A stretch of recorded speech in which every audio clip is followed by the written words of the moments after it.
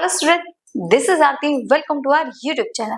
आज हम स्टार्ट करेंगे 10th क्लास की हिस्ट्री का सेकंड चैप्टर, जो कि है हमारा नेशनलिज्म इन इंडिया। इससे पहले हमने फर्स्ट वाला चैप्टर इसका कवर कर लिया है, जो कि था हमारा नेशनलिज्म इन यूरोप। आज हम एक न्यू चैप्टर स्टार्ट करने वाले हैं इस वाली वीडियो से। देखिए, जो हिस्ट्री होती है ना, वो सेम चलती है। जो चीजें हमने यूरोप में पढ़ी है, कहीं ना कहीं आप देखोगे वही सारी चीजें सेम, मतलब जो उनके कॉन्सेप्ट वगैरह होते हैं वो सारी चीजें सेम होती है। उसमें हमने क्या देखा था कि जो मोनार्की थी, मोनार्की को अबॉलिश करना था। पूरे यूरोप में नेशन स्टेट एमर्ज नहीं हुए थे, तो क्या था, यूरोप में नेशन स्टेट बनाना था। ये हमने फर्स्ट वाले चैप्टर जो नेशनलिज्म इन यूरोप था उसमें पढ़ा था। अब इन इंडिया वाले चैप्टर में भी हम यही देखेंगे। इंडिया में मोनार्की को तो अबॉलिश नहीं करना, बट इंडिया से जो ब्रिटिशर्स थे उनको हटाना था। ठीक है, तो आज हम इस चैप्टर में यही सारी चीजें स्टडी करेंगे कि जो ब्रिटिशर्स आए थे उनको किस तरीके से हम यहाँ से उनको मतलब बाहर भेजते हैं या हटाते हैं और इंडिया को एक इंडिपेंडेंट कंट्री बनाते हैं। तो चलिए शुरू करेंगे आज का चैप्टर। तो आज जो चैप्टर हम स्टार्ट करने वाले हैं वो है हमारा नेशनलिज्म इन इंडिया। तो देखिए, ये जो चैप्टर है, मैंने आपको अभी जैसे इसके इंट्रो में भी बताया था कि जो चीजें होती है ना हिस्ट्री में, वो सेम चलती है। जो पहले था यूरोप वाले में पढ़ा था, वही हम इस वाले चैप्टर में पढ़ेंगे। अब इसमें हम ये देखेंगे कि जो इंडिया था वो एक नेशन स्टेट कैसे बना, किस तरीके से जो लोगों में एक कलेक्टिव आइडेंटिटी जो एमर्ज होकर आई थी, किस तरीके से पूरा का पूरा जो नेशन था वो एक यूनिटी में बंधा था।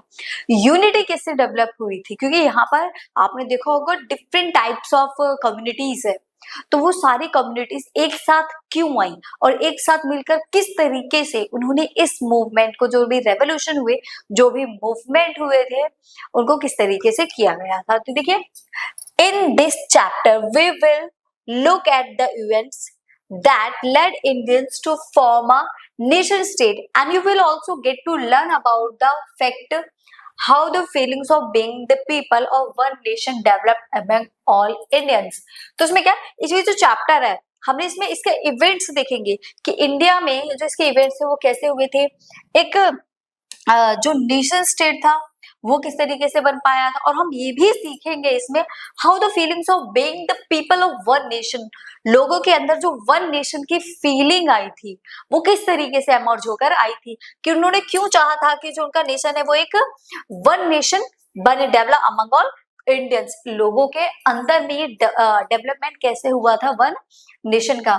To become free from the control of the colonial government. Colonial government का मतलब होता है जो ब्रिटिश का रूल था, हम क्या थे, ब्रिटिश की कॉलोनी थे, तो वो जो कॉलोनियल गवर्नमेंट थी उससे हम उसके कंट्रोल के किस तरीके से हम फ्री हुए, was a far cry for most of the Indians. क्योंकि जो उस टाइम की सिचुएशन थी ना, वो बहुत ही क्राइम सिचुएशन थी, बहुत ही हार्ड सिचुएशन थी। However some brave people made this possible through their efforts.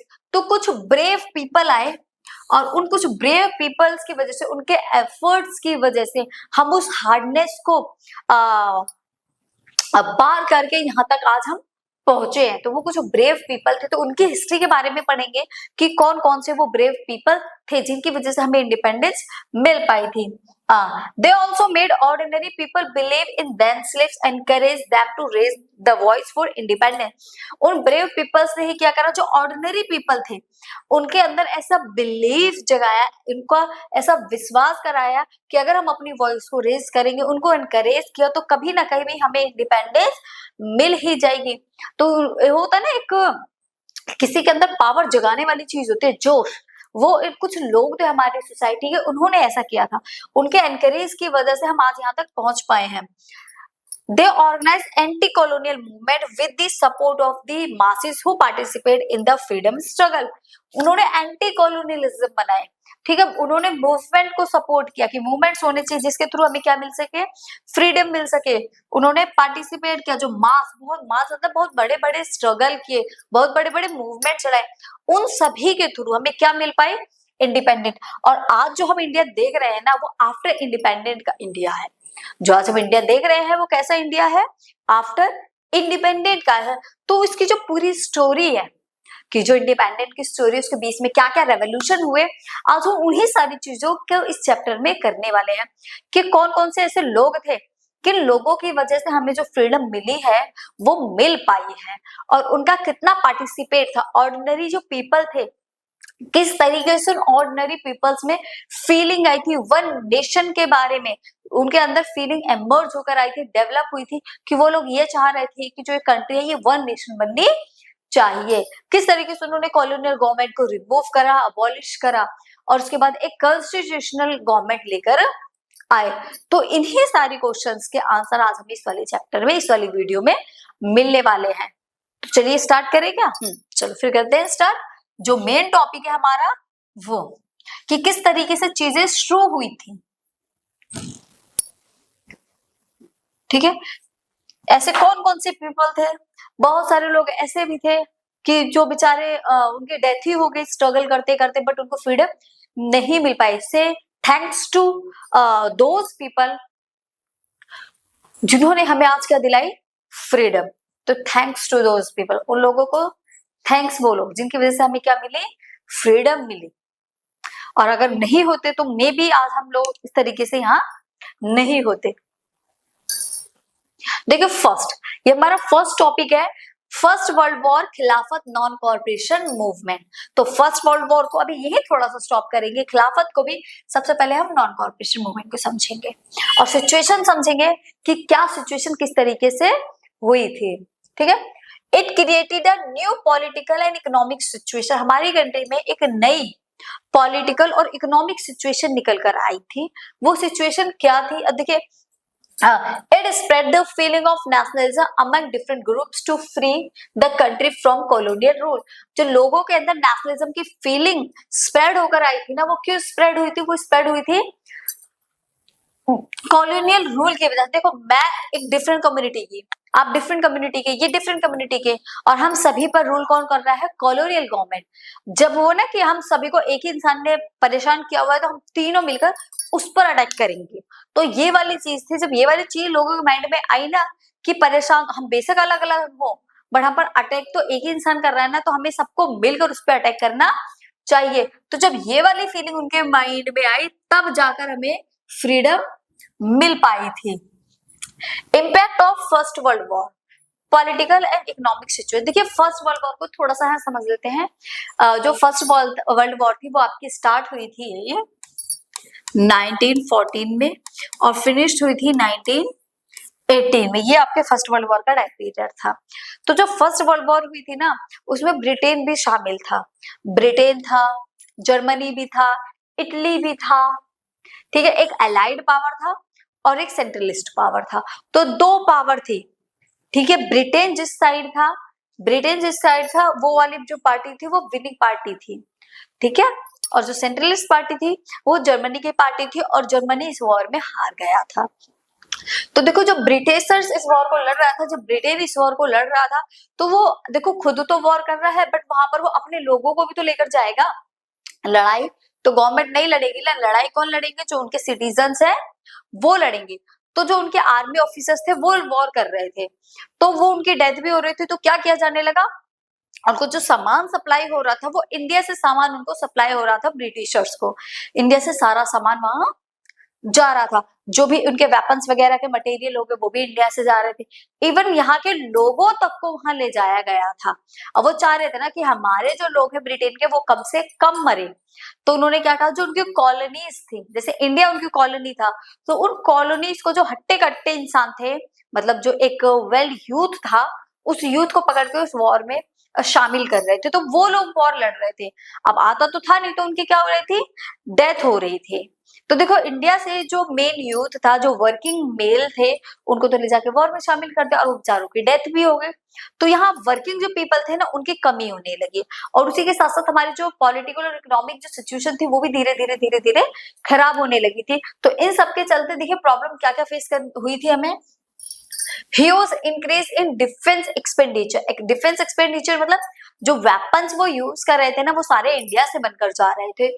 तो बहुत ज्यादा अमाउंट में जो डिफेंस एक्सपेंडिचर थे वो बनाए गए और उनको सप्लाई किए जा रहे थे। क्योंकि इंडिया क्या था, इंडिया उनकी कॉलोनी था। अब इंडिया उनकी कॉलोनी है तो अपनी कॉलोनी से ही तो रॉ मटेरियल लेंगे। जो भी सामान उनको नीड होगा वो किससे लेंगे, अपनी कॉलोनी से लेंगे। तो वो इंडिया से ले रहे थे। अब वो ले रहे हैं, देखो सारी चीजें वेपन से ही नहीं जाती और सब कुछ इंडिया में नहीं था, तो उसके लिए उन्हें पैसे की भी जरूरत पड़ रही थी। अब वो पैसा कहाँ से आएगा? वॉर सिर्फ बातों से नहीं लड़ी जाती है, हाथों से नहीं लड़ी जाती है, पैसे की भी बहुत ज्यादा जरूरत पड़ती है। अब वो कहाँ से आएगा? तो वो उन्हीं लोगों से लेंगे जो उनके कॉलोनीज है। तो वो पैसा कहाँ से ले रहे? तो पैसे के लिए उन्होंने क्या करा? लोन इंक्रीज कर दिया, टैक्स इंक्रीज कर दिए, ठीक है। By war loans and increasing tax, लोगों के ऊपर लोन ज्यादा से ज्यादा लगा दिया, टैक्स इंक्रीज कर दिए, कस्टम ड्यूटीज बढ़ा दी, were increase and income tax introduce, और लोगों की इनकम पर भी क्या लगा दिया? टैक्स लगा दिया। Price of essential commodities increase, और जो प्राइस थी चीजों के जो प्राइस थे वो भी बहुत ज्यादा हाई कर दिए, मतलब अगर आप कुछ भी खरीदने जा रहे हो तो डबल दामों पर आपको मिल रही थी। पीपल सफर्ड एक्सट्रीम हार्डशिप, लोगों के लिए ये जो टाइम पीरियड था ना, ये बहुत ज्यादा हार्डशिप कर। देखो हम इंक्लूड नहीं है वॉर में, हमने ना फर्स्ट वर्ल्ड वॉर में पार्टिसिपेट किया और ना ही हमने सेकेंड वर्ल्ड वॉर में पार्टिसिपेट किया, बट उसके बाद भी हम हार्डशिप को फेस कर रहे थे। कहीं ना कहीं वो जो वॉर की सिचुएशन थी उसको हम फील कर पा रहे थे, क्योंकि हम डायरेक्ट ना सही बट इनडायरेक्टली तो इंक्लूड थे ही ना। तो वो हार्डशिप हमें फेस करनी पड़ रही थी due to the increase in the price. 1930 से 1980 तक जो प्राइस थे चीजों के वो बहुत ज्यादा बढ़ गए थे। Villages were called upon to supply and the forced requirement in rural areas to supply soldier। villages से, गांव से उनको फोर्सफुली सामान जो होता था वो पहुंचाया जाता था, किसको? सप्लाई सोल्जर्स को सारी चीजें गांव से, रूरल एरिया से पहुंचाई जाती थी, जो भी उनके यूजफुल वाली चीजें थी वो सब उनको पहुंचाया जा रहा था।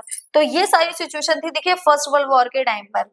वॉर में हम शामिल नहीं है, बट फिर भी हमें कहीं ना कहीं उस वॉर से लेके जो उसकी सिचुएशन थी वो हमें फेस करने को मिल रही थी। डायरेक्ट ना सही, डायरेक्टली शामिल है, क्योंकि देखो जो फूड सप्लाई था वो इंडिया से जा रहा था, फोर्स इक्विपमेंट, डिफेंस एक्सपेंडिचर वो इंडिया से जा रहा था, पैसे की भी जहां जरूरत थी, मनी, वो भी इंडिया से ही जा रहा था। तो सारी चीज जब इंडिया से जा रही है तो डायरेक्ट ना सही इनडायरेक्ट तो हम शामिल ही है, और लोग भी इंडिया के वॉर में शामिल थे। After first world war economic crisis, अब देखिए वॉर खत्म हो गई, ठीक है, ये तो वॉर का टाइम पीरियड था कि वॉर में हमें ये सारी चीजें देखने को मिली थी। फिर लोगों को था चलो फाइनली जब वॉर खत्म होगी 18 में तो हमें थोड़ा सा रिलैक्स मिलेगा।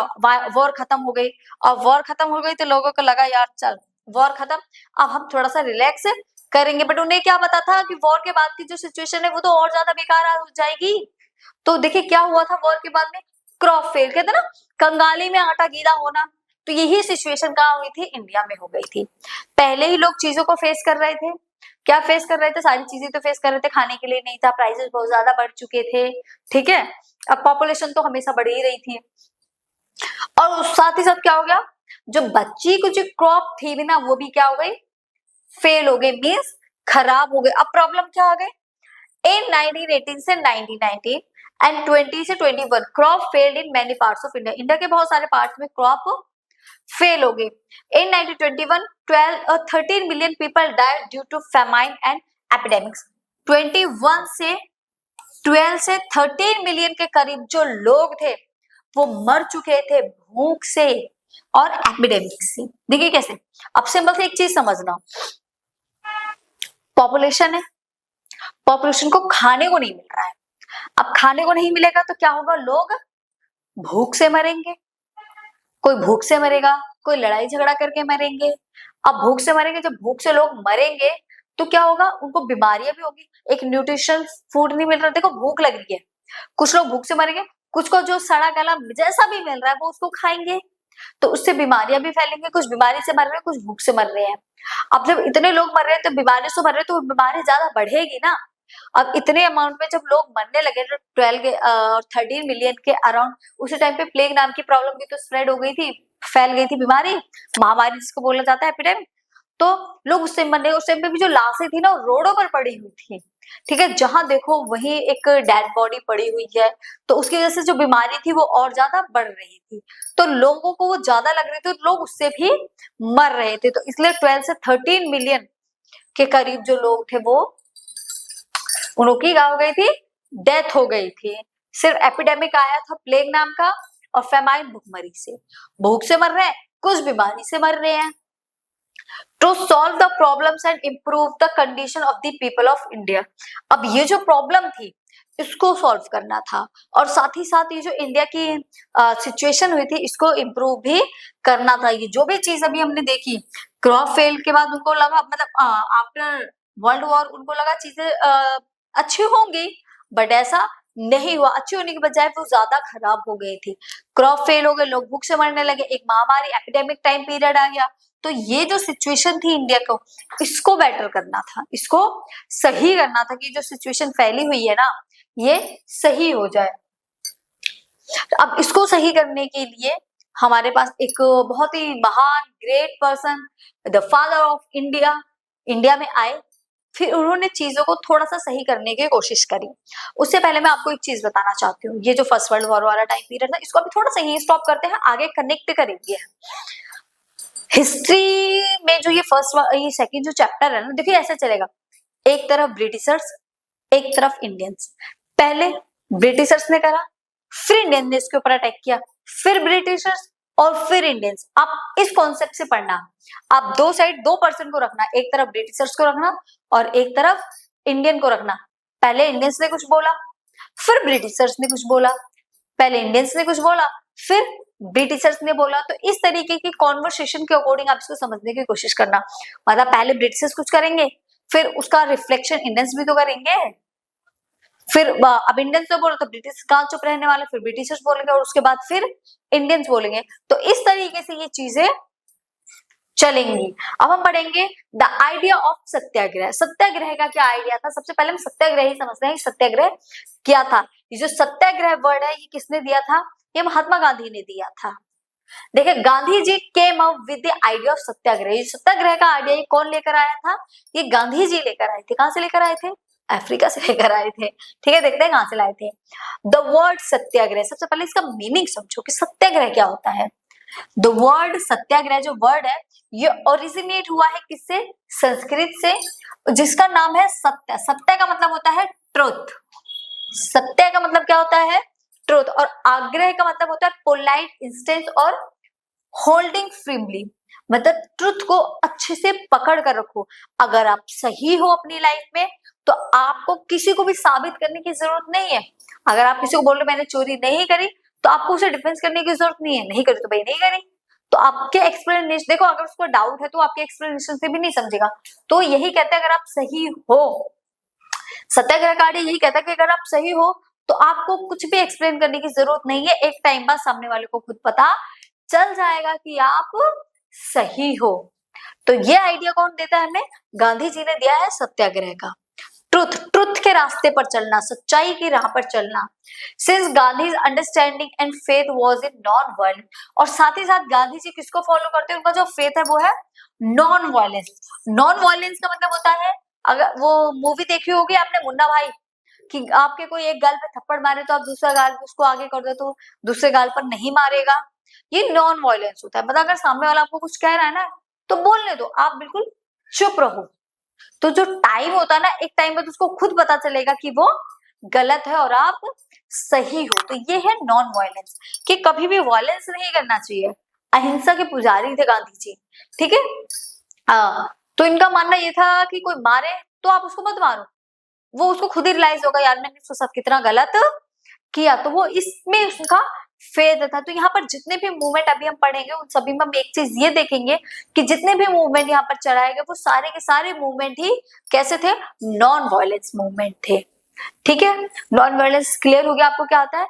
जब हम किसी से बिना लड़ाई झगड़े के हम किसी को कुछ शो करना चाहते तो हम चुपचाप ऐसे बैठ जाएंगे बिना बात किए, हम चुपचाप मुंह फुला के बैठेंगे बिना किसी से बात किए, बिना किसी को कुछ बोले।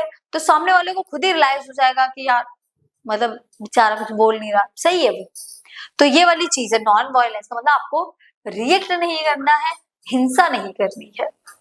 Okay, Satyagraha was a novel method of mass agitation that emphasized upon the power of truth in order to fight against injustice। सत्याग्रह एक नॉवल मास एगिएशन है, बहुत ही पावरफुल होता है। ये इनजस्टिस के अगेंस्ट फाइट करता है विदाउट यूजिंग फिजिकल फोर्स। आपको अगर फिजिकल फोर्स यूज करने की जरूरत नहीं है, सिर्फ चुप भी रहोगे तो आपकी फाइटिंग चल रही है विदाउट वन वर्ड बोले।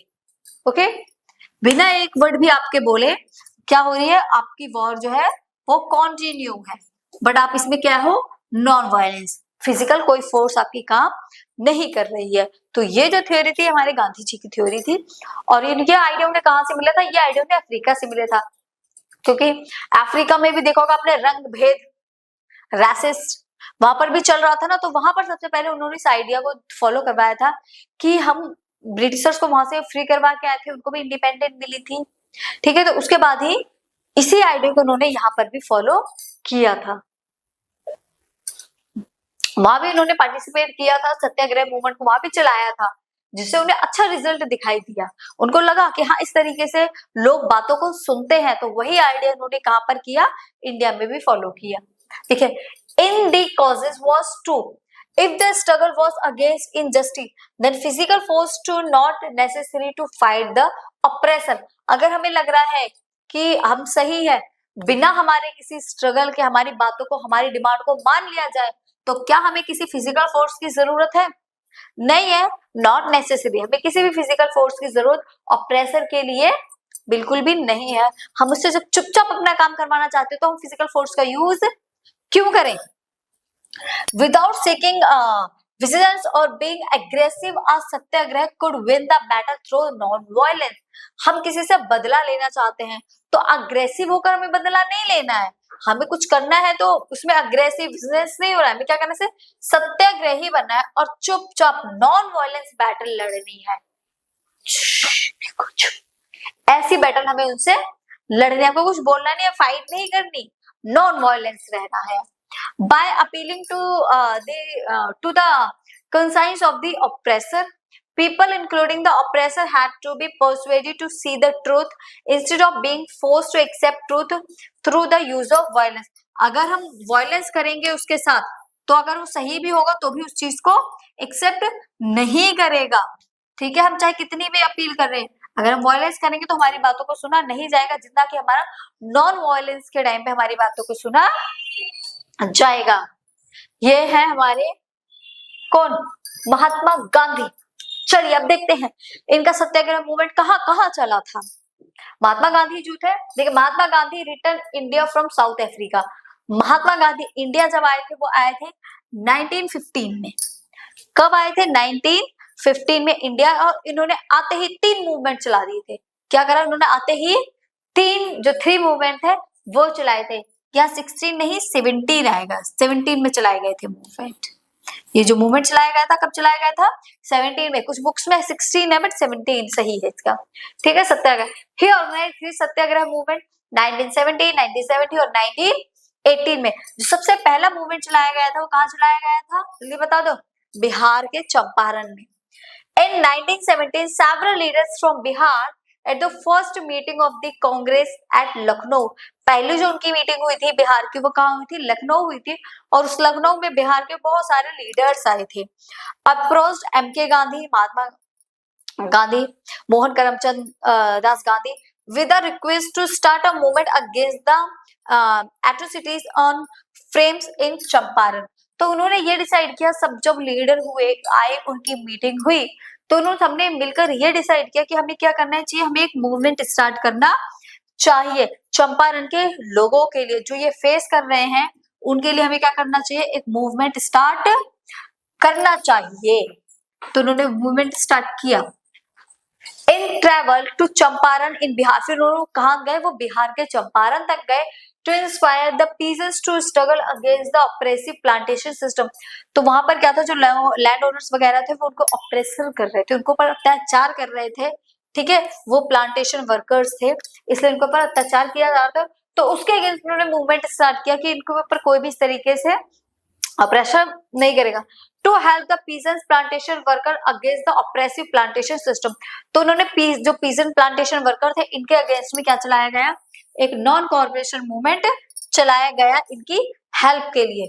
तो पहला जो मूवमेंट चलाया गया था किस लिए चलाया गया था, ये जो पीजेंट्स थे इनके लिए चलाया गया था चंपारण के, बिहार के चंपारण में। सेकेंड मूवमेंट चलाया गया था खेड़ा गुजरात में, खेड़ा गुजरात में, ये भी 1970 में चलाए गए थे। ऑर्गेनाइज किया गया था support the peasant of the Kheda district of Gujarat. Kheda district of Gujarat के जो पीजेंट, पहला पीजेंट थे बिहार के दूसरा जो पीजेंट थे वो खेड़ा डिस्ट्रिक्ट ऑफ गुजरात के लिए उनके मूवमेंट चलाया गया था। जब क्रॉप फेल हो गई थी उनकी प्लेग एपिडेमिक की वजह से, तो जो पीजेंट थे खेड़ा के कुड नॉट पे द रेवेन्यू, वो रेवेन्यू नहीं दे पा रहे थे और उनकी डिमांडिंग थी कि रेवेन्यू दो, मतलब ब्रिटिशर्स रेवेन्यू चाह रहे थे। अब उनकी क्रॉप फेल हो गई तो बेचारे कहाँ से रेवेन्यू पे करेंगे, कहाँ से वो टैक्स दे पाएंगे। तो इसी को खत्म करने के लिए उन्होंने गुजरात में क्या चलाया था, मूवमेंट चलाया था सत्याग्रह का, to support the peasant as they were unable to pay high revenue demanded by the Britishers, की वो जो रेवेन्यू वो डिमांड कर रहे हैं वो रेवेन्यू वो दे नहीं पाएंगे। तो इसके लिए उन्होंने क्या चलाया था, ये मूवमेंट चलाया था। नेक्स्ट मूवमेंट है आपका 1980 में चलाया गया था अहमदाबाद गुजरात में ही। यहाँ क्या था, यहाँ कॉटन मिल वर्कर्स थे, कॉटन मिल वर्कर्स के लिए चलाया गया था, क्योंकि because price had gone up and the mill workers were demanding higher wages in Ahmedabad. Prices जो थे वो तो बहुत ज्यादा हाई हो गए थे चीजों के और उनकी जो वेजेस थी वो सेम थी। तो जो मिल वर्कर थे वो हाई वेजेस के अकॉर्डिंग उनको बोनस वगैरह कुछ नहीं मिल रहा था। ओनर क्या कर रहे थे, वो वेजेस देने के लिए भी उनको मना कर रहे थे। Owners refuse to pay high wages, कि हम इनको हाई वेजेस नहीं देंगे, जितनी मिल रही है उतनी मिलने दो। And bonus to the workers of the mill, और बोनस भी नहीं उनको मिल रहा था, तो इसलिए चलाया गया था। देखो प्राइसेस हाई है चीजों के, वेजेस सेम है, वेजेस बढ़ा नहीं रहे हैं, तो इसलिए कॉटन मिल वर्कर्स के लिए उन्होंने मूवमेंट चलाया था। They were demanding higher wages and better working condition. उनकी डिमांड थी पहले वेजेस हाई कर दो, सेकंड जो वर्किंग कंडीशन है उसको सुधार दो। Since all movements were successfully, सारे के सारे जो मूवमेंट थे बहुत ही सक्सेसफुल हुए थे और उनकी डिमांड को भी मान लिया गया था। Gandhi ji decided to launch a nation wide satyagraha against Rowlatt Act. फिर गांधी जी ने ये डिसाइड किया हम एक नेशन वाइड मूवमेंट स्टार्ट करेंगे। नेशन वाइड मूवमेंट का मतलब होता है पूरी कंट्री में मूवमेंट चलाएंगे, सत्याग्रह मूवमेंट पूरी कंट्री में चलाया जाएगा। किसके अगेंस्ट में, रॉलेट एक्ट के अगेंस्ट में। अब ये रॉलेट एक्ट क्या था उसको तो हम आगे देखेंगे। तो अब ये तो जितनी चीजें हमने पढ़ी, अगर ये सबको क्लियर है तो हम दिखा देना, ओके। और जो डाउट होगा तो वो आप पूछ सकते हो। तो अभी तक हमने क्या पढ़ा कि महात्मा गांधी अफ्रीका से इंडिया आए और यहाँ आकर उन्होंने 3 मूवमेंट चलाए थे। पहला चंपारण बिहार में, second Kheda district of Gujarat और थर्ड जो था अहमदाबाद गुजरात में चलाया गया था। पहला जो था वो बिहार के जो पीजर्स थे उनकी कंडीशन को बेटर करने के लिए चलाया गया था। दूसरा खेड़ा डिस्ट्रिक्ट जो गुजरात के पीजर्स थे उनकी जो क्रॉप फेल होने की वजह से वो रेवेन्यू टैक्स पे नहीं कर पा रहे थे, तो उसको माफ करने के लिए कि वो टैक्स रेवेन्यू पे नहीं करेंगे इसलिए मूवमेंट चलाया गया था। और थर्ड चलाया गया था अहमदाबाद गुजरात में कॉटन मिल वर्कर्स के लिए कि जो उनकी वेजेस है उसको बढ़ा दिया जाए और साथ ही साथ जो उनकी वर्किंग कंडीशन है ना उसको भी सुधार दिया जाए, तो इसके लिए चलाया गया। तो अब ये तीनों जब सक्सेसफुल हो गए तो गांधी जी ने ये डिसाइड किया कि जो सत्याग्रह का मूवमेंट है ये पूरी कंट्री में चलाया जाएगा। किसके अगेंस्ट, रॉलेट एक्ट के अगेंस्ट। अब रॉलेट एक्ट के अगेंस्ट चला है तो उससे पहले हमें ये समझना चाहिए कि रॉलेट एक्ट क्या है। देखिए अब गांधी जी मूवमेंट चला रहे थे तो इसके अगेंस्ट में ब्रिटिशर्स भी तो कुछ करेंगे, तो अब देखते हैं ब्रिटिशर्स ने क्या करा और फिर ब्रिटिशर्स के अगेंस्ट में इंडियंस ने क्या करा। Rowlatt act, black act. Rowlatt act को ब्लैक एक्ट भी बोला जाता है। अब ब्लैक एक्ट क्यों बोला जाता है वो देखते हैं। इन 1919 nation wide Satyagraha for Rowlatt Act. फिर रॉलेट एक्ट जब चलाया गया तो उसके अगेंस्ट में क्या चलाया गया, नेशन वाइड सत्याग्रह। पहले रॉलेट एक्ट आया, उस एक्ट के बाद नेशन वाइड सत्याग्रह चलाया गया था। The anarchical and revolutionary crimes of 1990 popularly known as the Rowlatt act. Revolutionary crime जो होते थे, ठीक है, रेवोल्यूशनरी क्राइम किए गए मतलब उनको पकड़ा जाने लगा जो भी रेवोल्यूशनरीज थे, तो उसके लिए उसी एक्ट को क्या बोला जाता था, Rowlatt act by British India. ये ब्रिटिश इंडिया ने चलाया था। इसको महात्मा गांधी ब्लैक लॉ बोलते थे। ब्लैक लॉ क्यों बोला जाता है अभी नीचे आप समझोगे। इसको ब्लैक लॉ बोला जाता था। Passes through the imperial legislative council. ये ब्लैक लॉ जो पास किया था वो इंपीरियल जो लेजिस्लेटिव काउंसिल थे उन्होंने इस लॉ को पास किया था।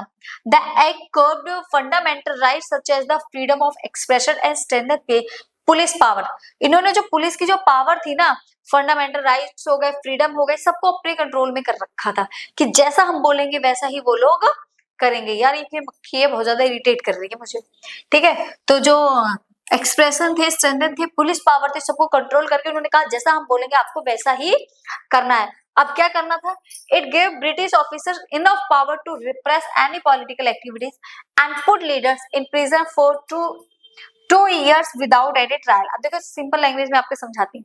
जो ब्रिटिशर्स थे उन्होंने एक रॉलेट एक्ट बनाया था, और उस रॉलेट एक्ट का जो एक्ट था ना, उसके अंदर ये एक्ट लागू किया था कि जो भी पर्सन हमें, ठीक है, रेवोल्यूशन करता दिखा, मूवमेंट चलाता दिखा, या कोई भी अदर पॉलिटिकल एक्टिविटी करता हुआ दिखा, या हमें जिस पे भी डाउट है, सिर्फ डाउट के बेस पर, आप अगर यहाँ बैठे हो मुझे इस पे डाउट है तो मैं इसको उठा के जेल में डाल दूंगी, और जेल में तो डालना ही डालना है, बट 2 year के ट्रायल पर, मतलब 2 साल के लिए आप बंद हो गए उसमें, तो 2 साल के लिए आपकी कोई भी सुनवाई नहीं होगी।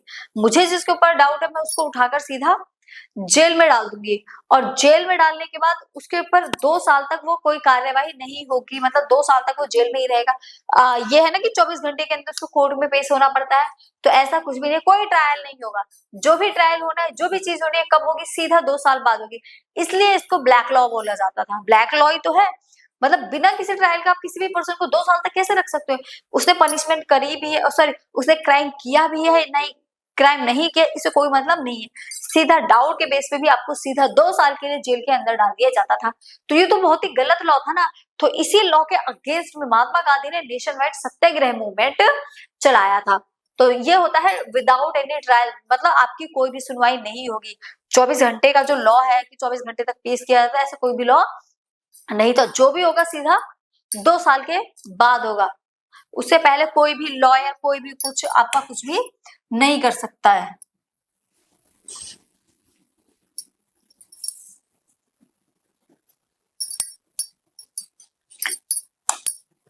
ठीक है। Non violent civil disobedience movement against Rowlatt Act unjust law. ये जो अनजस्ट लॉ था ना, जो बिल्कुल भी जस्टिफाइड लॉ नहीं था, इसके अगेंस्ट में चलाया गया था non violent civil disobedience movement. Non violent civil disobedience movement चलाया गया किसके अगेंस्ट में? रॉलेट एक्ट के अगेंस्ट में चलाया गया था। इट बिगेन विद हड़ताल ऑन 6 अप्रैल 1990। ये स्टार्ट किया गया, कहां से शुरू हुआ? हड़ताल से शुरू हुआ। 6 अप्रैल को 1990 में हड़ताल हुई थी। ठीक है, हड़ताल के साथ ही वायलेंस नहीं हुआ, सारी चीजें बंद कर दी, हड़ताल कर दी। वायलेंट जब होगा जब लोगों को मारा पीटा जाएगा, और अभी तक ऐसा कुछ भी नहीं हुआ। नॉन वायलेंट मूवमेंट था तो हड़ताल कर दी, सारी चीजें बंद हो गई। Rallies were organise in various city. हर सिटीज में क्या करेंगे? रैलीज को ऑर्गेनाइज किया गया। Workers went on strike in railway workshop. जो वर्कर्स थे रेलवे वर्कशॉप वगैरह पे काम करते थे, सारे के सारे कहाँ चले गए? स्ट्राइक। स्ट्राइक को भी हड़ताल ही बोलते हैं, स्ट्राइक पे चले गए थे। शॉप्स वर क्लोज, सारी के सारी शॉप्स क्लोज हो गई। This led British administration take action. अब देखिए, रॉलेट एक्ट पास हुआ, फिर गांधी जी ने क्या चलाया? ये मूवमेंट चलाया, और मूवमेंट के थ्रू ये सारी चीजें हुई। अब जब इंडियंस ने हड़ताल करी है तो ब्रिटिशर्स क्या चुप रहेंगे? बता दीजिए, नहीं रहेंगे ना। अब ब्रिटिशर्स ने, जो ब्रिटिश एडमिनिस्ट्रेशन था, उन्होंने क्या लिया? एक एक्शन लिया। अब वो देखते हैं उन्होंने क्या एक्शन लिया। उनको जो एक्शन था वो देखिए क्या था। This led British administration decide to come down on nationalist. उन्होंने इनको कहा अब इनको हम देखते हैं जो नेशनलिस्ट है, हमें क्या करना चाहिए। इन्होंने क्या करा? इन अमृतसर, अमृतसर सभी जानते होंगे कहाँ है? पंजाब, गोल्डन टेम्पल, ठीक है, पंजाब में ही है ना, अमृतसर में। तो हाँ, अमृतसर में ही है। Official arrested nationalist leader. उन्होंने एक ऑर्डर निकाला कि नेशनलिस्ट लीडर को ऑफिशियली क्या करना है? अरेस्ट कर देना है। जो भी नेशनलिस्ट लीडर है उन सभी को अरेस्ट कर लो। जो भी ये मूवमेंट कर रहे हैं उसमें जो हेड लीडर है उनको अरेस्ट कर लो। Doctor Saifuddin Kitchlew and doctor Satyapal under the infamous Rowlatt Act. Infamous Rowlatt Act का मतलब क्या है? फेमस तो था बट बहुत ही बेकार जो चीज थी, बहुत ज्यादा नहीं था, उसको इनफेमस रॉलेट एक्ट बोला गया। तो ये नेशनलिस्ट थे, इनको अरेस्ट कर लिया गया था, सैफुद्दीन और Satyapal. Local leader were picked up from Amritsar and Mahatma Gandhi was bad from attorney Delhi. जो लोकल लीडर्स थे उनको भी पिक्ड कर लिया जाता, मतलब उनको भी पकड़ लिया जा रहा था फ्रॉम अमृतसर में। और जो महात्मा गांधी थे, महात्मा गांधी अमृतसर में थे, तो उनके ऊपर बैन लगा दिया गया था महात्मा गांधी पे भी कि महात्मा गांधी दिल्ली में नहीं आएंगे। ऐसा क्यों किया गया था? ऐसा इसलिए किया गया था कि होता है ना कि किसी बड़े लीडर के आने की वजह से लोगों में जो जोश होता है वो ज्यादा बढ़ जाता है। जो अभी तक ठीक ठाक लेवल पर मूवमेंट चल रहा था वो एक ब्रॉड रूप ले लेगा, ठीक है, वो एक ब्रॉड हो जाएगा। तो इसलिए महात्मा गांधी को दिल्ली में एंटर ही नहीं करने दिया था, और जो भी लोकल लीडर थे, जो भी नेशनलिस्ट थे, उनको अरेस्ट कर लिया जा रहा था। ऑन द सेम डे, उसी दिन अप्रैल 10, police in Amritsar fire open a peaceful procession. This provoked widespread attacks on banks, post office and railway station. उसी दिन क्या हुआ, 10 अप्रैल को जो पुलिस थी ना उसने अमृतसर में ओपन फायर कर दिया। जो लोग जहां भी दिख रहे थे उनको मार रहे थे, ठीक है। मूवमेंट चल रहा था ना तो लोग तो दिखेंगे, तो जहां जो लोग दिख रहा था उनपे ओपन फायर करना उन्होंने शुरू कर दिया। वो पीसफुल मूवमेंट कर रहे थे, पीसफुल चल रहे थे ना, अपना हड़ताल चल रही है, पीसफुल है, किसी को परेशान नहीं करना, कुछ नहीं कर रहा, एक कोने में बैठे हुए हैं।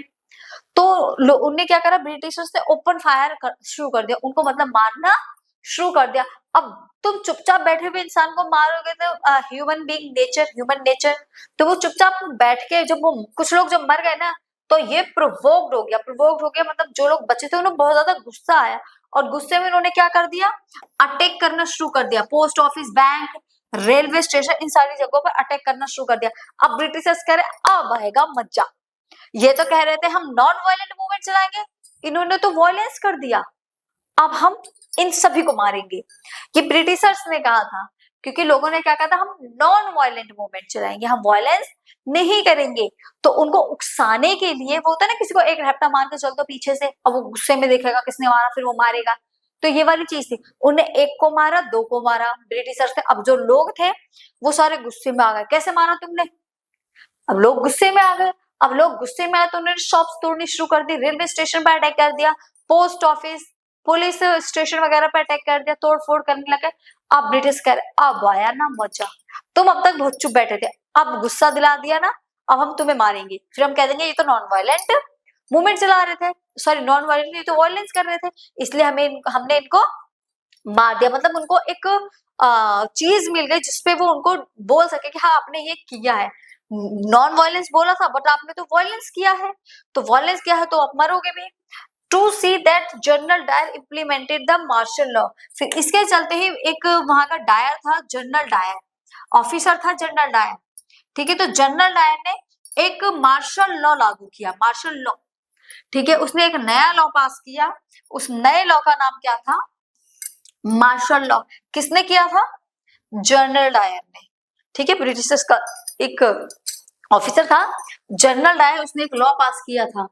वो लॉ जो पास किया था वो कौन सा था, मार्शल लॉ। और मार्शल लॉ में क्या था, देखिए मार्शल लॉ क्या होता है, army control power in place of local police in emergency situation, military government. क्या होता है, एक कर्फ्यू टाइप की सिचुएशन होती है कि हर जगह कर्फ्यू होगा, आर्मी होगी, पुलिस वाले होंगे, कोई भी पर्सन घर से बाहर नहीं निकल सकता है।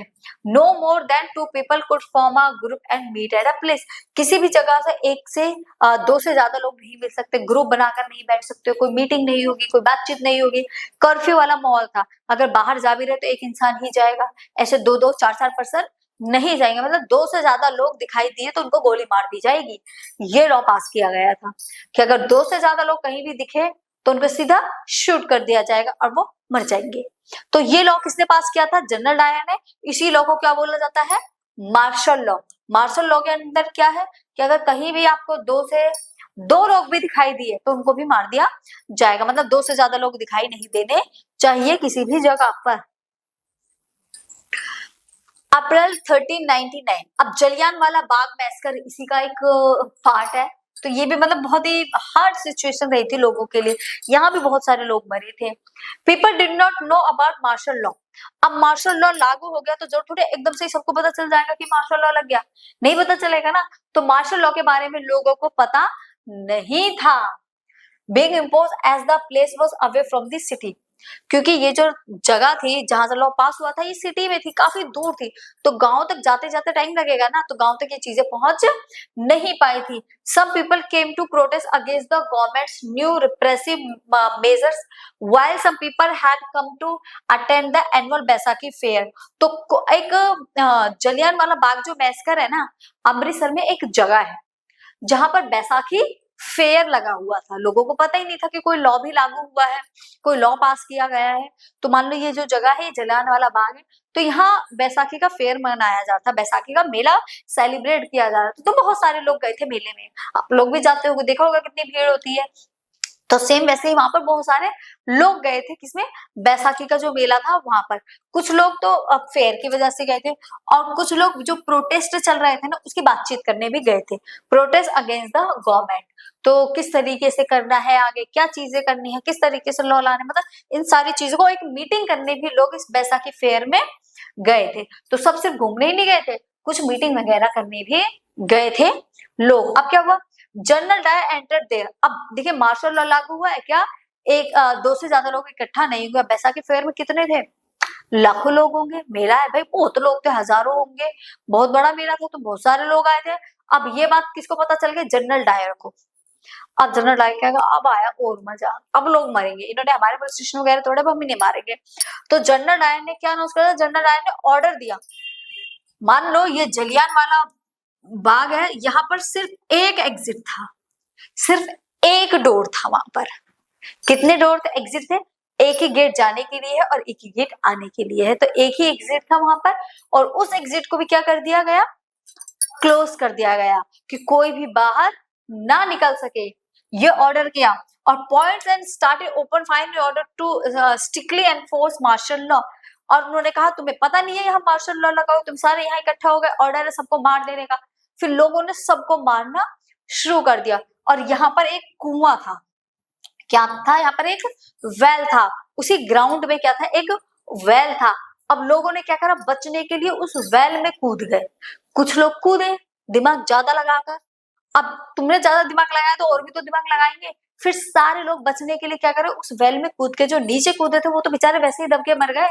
तो बहुत ही मतलब ना के बराबर लोग उसमें बच पाए थे, क्योंकि एग्जिट नहीं था तो कोई कहीं भाग ही नहीं पाया, और उनके सबके ऊपर ओपन फायर कर दिया गया था। किसने किया था, ये जनरल डायर ने करवाया था कि सब पे ओपन फायर कर दो, क्योंकि कौन सा लॉ है, मार्शल लॉ लगा हुआ है। In this hundreds of people die, इसमें कम से कम 100-200 के करीब जो लोग थे वो मरे थे, हजारों के करीब लोग इस बैसाखी फेयर में मारे गए थे। तो ये था आपका जलियांवाला बाग मैसकर, जलियांवाला बाग मैसकर ये था।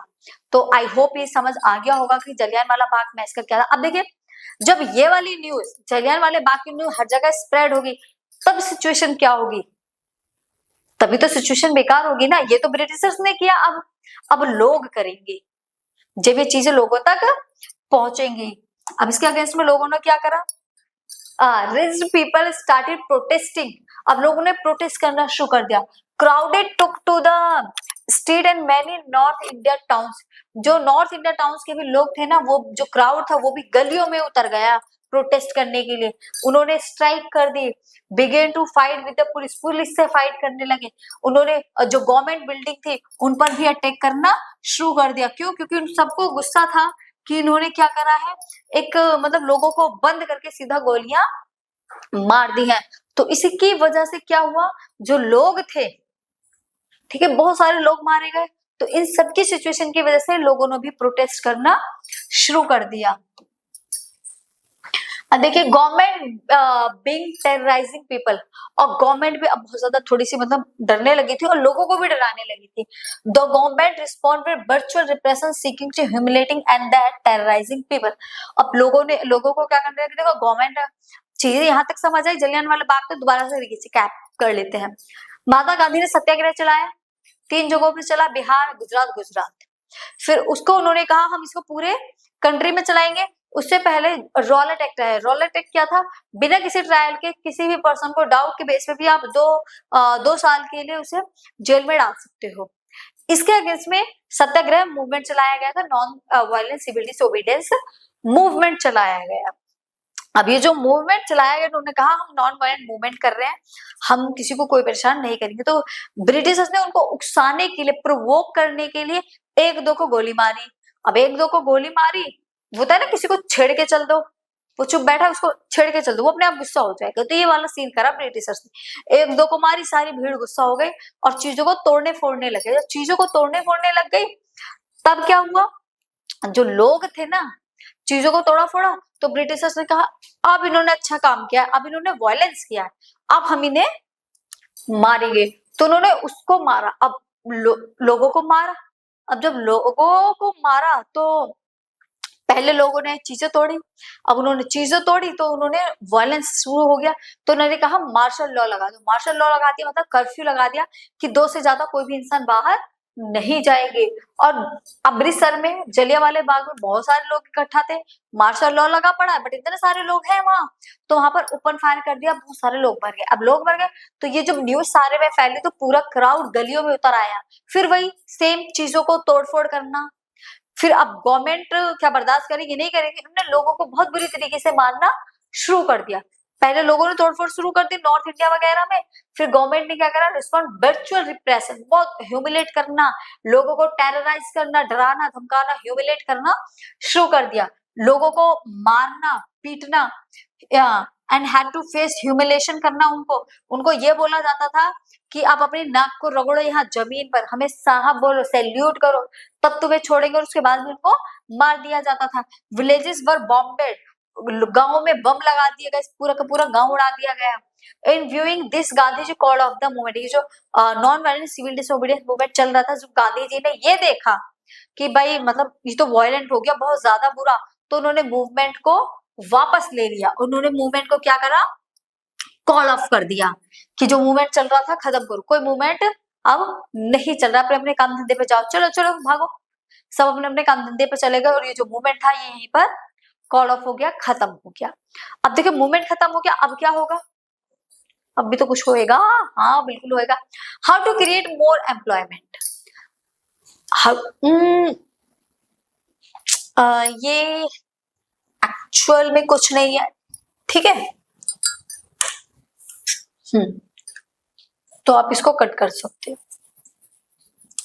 अब उसके अगेंस्ट में देखिए क्या होगा, Rowlatt Satyagraha was limited to town and city. जो रॉलेट एक्ट था वो भी एक लिमिट तक हो गया, टाउन और सिटीज तक था अब तक, ठीक है। रॉलेट एक्ट सत्याग्रह जो चलाया गया था मूवमेंट, वो अभी सिटी और टाउन तक ही था ना। जो सत्याग्रह मूवमेंट चलाया गया था किसके अगेंस्ट में, रॉलेट एक्ट के अगेंस्ट में, वो सिर्फ और सिटी और कुछ टाउन्स में था, पूरे इंडिया में नहीं फैला था। तो गांधी जी ने सोचा कॉल ऑफ करने के बाद कि जो मूवमेंट है अभी सिर्फ टाउन और सिटीज तक ही है, तो हम क्यों ना ऐसा मूवमेंट तैयार करें जो पूरी कंट्री में फैले।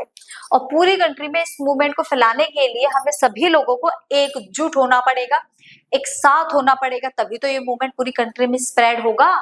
गांधी जी ने दिमाग लगाया। देखिए Gandhi ji through of conducting a broad movement, वो और बड़ा मूवमेंट चलाना चाहते थे। अभी सिर्फ कहा था टाउन और सिटीज तक वो लिमिटेड था, अब गांधी जी क्या चाहते थे, इस मूवमेंट को ब्रॉड करना, पूरे कंट्री में स्प्रेड करना। Felt the need of bringing Hindu and Muslim come together. अब इंडिया में हिंदू और मुस्लिम दो टाइप के लोग रहते थे जिनकी ज्यादा पॉपुलेशन थी, तो उनका मानना था कि हिंदू और मुस्लिम जब तक एक नहीं होंगे ये मूवमेंट पूरी कंट्री में नहीं चलाया जा सकता। पूरी कंट्री में इस मूवमेंट को चलाने के लिए पूरे देश के जो लोग हैं उनको भी तो एक होना पड़ेगा, और उसके लिए सबसे मेजर पार्ट था हिंदू और मुस्लिम को एक करना। देन दे स्टार्ट खिलाफत मूवमेंट, तब उन्होंने खिलाफत मूवमेंट स्टार्ट करा। याद है ना, फर्स्ट वर्ल्ड वॉर, फिर खिलाफत, फर्स्ट वर्ल्ड हमने समझ ली, नॉन कॉर्पोरेशन मूवमेंट भी समझ लिया, अभी सिर्फ क्या बचा है, खिलाफत। अब हम यहाँ पर खिलाफत भी देखेंगे। इस खिलाफत मूवमेंट के थ्रू ही जो मुस्लिम थे और हिंदू थे वो एक हुए थे, और उसके बाद चलेगा real national non corporation movement. The first world war Ottoman Turkey, देखिए जो मैंने अभी आपको बताया, जो फर्स्ट वर्ल्ड, एक साइड एलाइड पावर थी, एक साइड सेंट्रलिस्ट पावर थी। जो सेंट्रलिस्ट पावर थी ना जर्मनी की, वो हार गई थी, और वहां पर क्या था, टर्की। टर्की भी जर्मनी के साथ ही था। जर्मनी हारा तो टर्की भी हार गया, मतलब ये जो ऑटोमन एम्पायर है ये भी वॉर में हार गया। टर्की वाज डिफीटेड, टर्की भी फर्स्ट वर्ल्ड वॉर हार गया। जर्मनी हारा तो टर्की भी हार गया। अब जैसे ही ये हारा तो rumours were there that a harsh treaty would be imposed on the Khilafa, इसको ही खिलाफा बोला जाता है, ऑटोमन एम्पायर। अब देखिए जो वॉर हार जाता है तो जीतने वाला जो होता है वो हारने वाले से कुछ भी करा सकता है। ट्रीटी ऑफ वर्सेल्स आपको याद हो तो, ठीक है, जर्मनी के साथ हुई थी, जिसमें बहुत सारी चीजें करी थी जर्मनी ने, सेम वैसे ही कुछ कुछ यहाँ पर भी है। तो रूमर्स ये उड़ गए कि हम वॉर हार गए, ये हमारी स्पिरिचुअलिटी ले लेंगे, हमसे कोई भी हार्श ट्रीटी साइन करवा लेंगे। हार्श ट्रीटी का मतलब ये है कि ये जो चाहेंगे हमसे वो करवा लेंगे। कौन? ब्रिटिशर्स। इंडिया तो पहले ही उनकी कॉलोनी था, अब वो ऑटोमन टर्की को भी अपनी कॉलोनी बना लेना चाहते थे। अब वहां र्यूमर्स ये उड़ गए ऑटोमन एम्पायर में कि यार अब तो ये हम हार गए हैं, ये जो मर्जी हमसे वो करा लेंगे, किसी भी ट्रीटी पे साइन करवा लेंगे और हमें करना पड़ेगा, क्यों? क्योंकि हम वॉर हार चुके हैं। तो फिर यही चीज उन्होंने डिसाइड करी। और ये जो खिलाफा है ना ऑटोमन एम्पायर, ये स्पिरिचुअल हेड है पूरे इस्लामिक वर्ल्ड का। पूरा जो इस्लामिक वर्ल्ड है ना, जो उसका हेड है, जो हेड माना जाता है वो ऑटोमन एम्पायर को ही माना जाता है। इसमें ईरान, इराक, टर्की वगैरह सब आते हैं। तो यहाँ जो चीज होती है, जो चीज ये मुस्लिम बोलेंगे वही पूरे वर्ल्ड में होगी। तो ये हेड है। अगर हम ये बोले कि ईद पहले यहाँ मनाई जाएगी उसके बाद पूरा वर्ल्ड मनाएगा, तो इस टाइप की चीजें होती हैं। तो जो ये बोलेंगे वो पूरा वर्ल्ड करेगा, पूरा वर्ल्ड के जो मुस्लिम है वो करेंगे। तो ये क्या होते हैं? ये उनके हेड है। ठीक है, जो चीज यहाँ मानी जाएगी वही पूरे वर्ल्ड में मानी जाएगी। ठीक है, तो ये था ऑटोमन टर्की। तो ये चीजें आपको क्लियर हो गई होंगी कि ऑटोमन टर्की क्या था। ये जो इस्लामिक वर्ल्ड था, ये क्या था? पूरा हेड था। किसका? Spiritual head of Islamic world, पूरे मुसलमानों का हेड था। मतलब इन्हीं की जो बातें थी उसको कोई भी डिनाय नहीं कर सकता है, सब उसकी बातों को मानते थे। The defend this Khilafat committee was formed in Bombay, headed by two brother Mohammad Ali and Shaukat Ali. तो इसी खिलाफत से एक बॉम्बे में एक कमेटी बनाई गई जिसको खिलाफत कमेटी बोला गया। उसमें दो भाई थे, शौकत अली और मोहम्मद अली। इन दोनों से गांधी जी ने मीटिंग करी। क्या मीटिंग करी? मोहम्मद अली और Shaukat Ali went to meet Gandhi. इन दोनों ने गांधी से मीटिंग करी। देखो क्यों? जो ऑटोमन टर्की के जो लोग थे, ठीक है, जो ऑटोमन एम्पायर के क्या थे लोग थे, वो भी किससे परेशान थे? ब्रिटिशर से परेशान थे। और इंडिया भी किससे परेशान था? ब्रिटिशर से परेशान था। तो इसलिए ये जो दोनों थे ना, ये दोनों एक हो गए कि अगर कहीं ना कहीं यहाँ से भी ब्रिटिशर्स जाते हैं तो कहीं ना कहीं उनका भी तो फायदा है। इसलिए ऑटोमन टर्की और इंडिया दोनों ही एक हो। उन्होंने उनको बोला कि नहीं, आपको हेल्प करनी चाहिए, इंडिया में जो भी मुस्लिम है उन्हें हेल्प करनी चाहिए, इसलिए उन्होंने हेल्प करी थी। तो जब गांधी जी से ये दोनों भाई मिले थे, he saw this as an opportunity to bring Hindu और मुस्लिम टुगेदर। तो उनके लिए एक अपॉर्चुनिटी थी हिंदू और मुस्लिम को एक साथ लाने की, एक साथ आने की। ये क्या थी? एक अपॉर्चुनिटी थी। At the Kolkata session of the Congress in September 1920, Gandhi ji convinced other leaders। ऐसे जो क्या होते थे, ये जो सेशन होते थे ना, कोलकाता सेशन है, बंगाल सेशन है, तो ये सेशन चलते रहते थे। ये कहते हैं हर जगह मीटिंग के सेशन थे। ठीक है, सेशन थे। अभी कोलकाता में सेशन हुआ, वहां के जितने भी लीडर है उनसे मीटिंग होगी, उनको कन्विंस किया जाएगा। फिर बिहार में होगा, वहां के सारे लीडर्स से मीटिंग होगी, उनको कन्विंस किया जाएगा। तो ऐसे ऐसे जो सेशन थे ये चलते रहते थे। ठीक है, ये जो सेशन है क्या होता था? ये चलते रहते थे, कभी कोलकाता में, कभी कहीं, कभी कहीं। और यहाँ मीटिंग में क्या होता था? सबको कन्विंस करके इस मूवमेंट के लिए रेडी करना था, इसलिए ये सेशन चलाए जाते थे। NCM non corporation movement was started in support of खिलाफत एंड फोर्स स्वराज। जैसे ही ये अब हिंदू और मुस्लिम क्या थे? वो एक हो गए। कोलकाता सेशन में भी काफी सारे लीडर थे, उनको भी कन्विंस कर लिया गया। अब जब सब इकट्ठा हो गए तो एनसीएम वाज स्टार्ट। अब यहाँ पर जो नॉन कॉर्पोरेशन मूवमेंट है वो स्टार्ट किया जाएगा। ठीक है, किसके सपोर्ट से? खिलाफत की सपोर्ट से। और खिलाफत की सपोर्ट की वजह से अब क्या मिलेगा? अब स्वराज डेवलप होगा। स्वराज क्या है? स्वराज का भी मीनिंग हम समझेंगे, चलो समझ ही लेते हैं। स्वराज का मीनिंग होता है स्वयं का राज, खुद का राज। ठीक है, खुद का राज करना। अब खिलाफत की वजह से और इंडिया के जो सारे लोग थे, हिंदू मुस्लिम एक हो गए, बहुत सारे लीडर मतलब अब एक हो गए। तो अब जो मूवमेंट चलाया जाएगा ना, वो पूरी कंट्री में चलाया जाएगा। पूरी कंट्री में एक ही मूवमेंट चलाया जाएगा, नॉन कॉर्पोरेशन मूवमेंट। ये नॉन कॉर्पोरेशन मूवमेंट चलाया जाएगा जो कि नेशन वाइड होगा, मतलब पूरे नेशन में ये एक ही मूवमेंट चलेगा। सारे के सारे लोग इसी में पार्टिसिपेट करेंगे। अब देखिए, हम इसी को समझेंगे कि जो मूवमेंट होगा इसमें जो सारे लोग पार्टिसिपेट करेंगे वो किस तरीके से पार्टिसिपेट करेंगे। क्या सब फ्रीडम के लिए करेंगे या अपनी अपनी चॉइस के लिए करेंगे? तो इनके सारे जो क्वेश्चन है, इनके जो आंसर हमें मिलेंगे, उसका आंसर हम नेक्स्ट वीडियो में लेंगे। आज की इस वाली वीडियो में इतना ही। बाकी की जो चीजें हैं उसको हम नेक्स्ट वीडियो में कवर करेंगे। तब तक के लिए bye bye, tata, take care, see you. मिलेंगे फिर नेक्स्ट वीडियो में।